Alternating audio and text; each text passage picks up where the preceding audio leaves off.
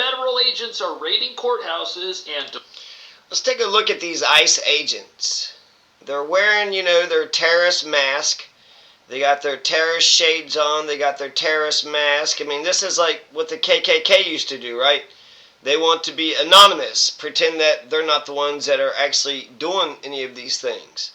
And when I think about, like, the FBI, they used to be, like, sharply dressed. And when I think about Andy Griffith and just even, like, your local policemen, like, all across America, they have a cap and a badge, and they show their face, they show their car. They're proud of who they are, and they're proud of what they're doing.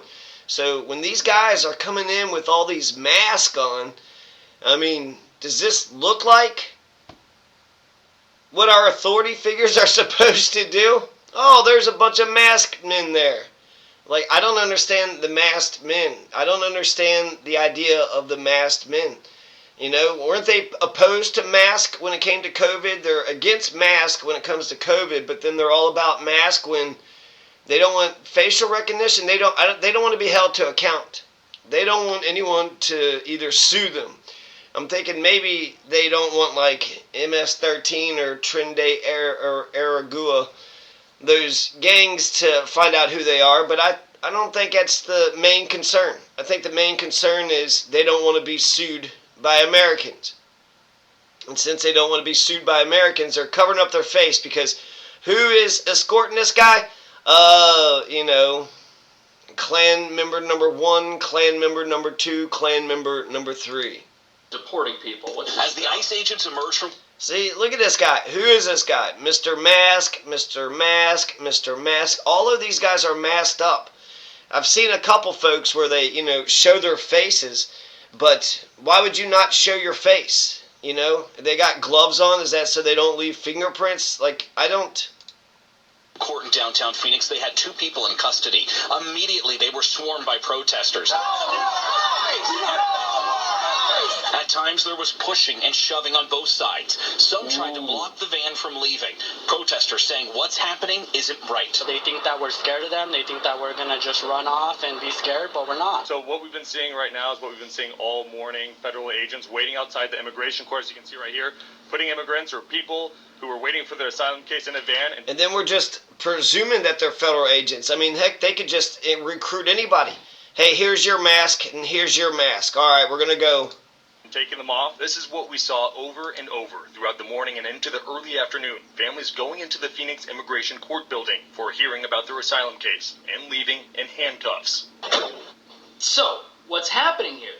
People are going to immigration court, and when the proceedings follow the law, I can never counsel them to not follow the law, but now I'm going to essentially up because they wanted to fight their case. A number of protesters showing up confused over what was happening. did so fraudulently and will get rejected. Once that happens, a person no longer has this temporary protected status. A dismissed case means no more charges, and that means you are no longer under temporary protection. And then they carrying all this stuff, like so many things. Was that an extra clip and then a walkie-talkie? Of course, they got their piece right there. And just so much stuff that's on front of them, on back of them, and then they're covering their faces up. Protected status. Somebody said, you know, it's only a matter of time before people just wear these face masks and, you know, what, a baseball cap and sunglasses, and then have some sort of vest and just start kidnapping people. I mean, there was a one where they just showed up. I mean, I saw that in Ukraine. We were supposed to be mad about how they're doing some kind of draft, right? So they're finding able-bodied men and then they're throwing them into vans. This is what they're doing. They're just finding people, and that's what kidnappers do. That's what human traffickers do. They're masked up.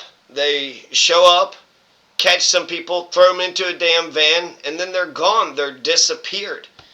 And disappeared, you know, back in the dirty wars in South America, being disappeared meant that you were probably taken off to a field somewhere and shot.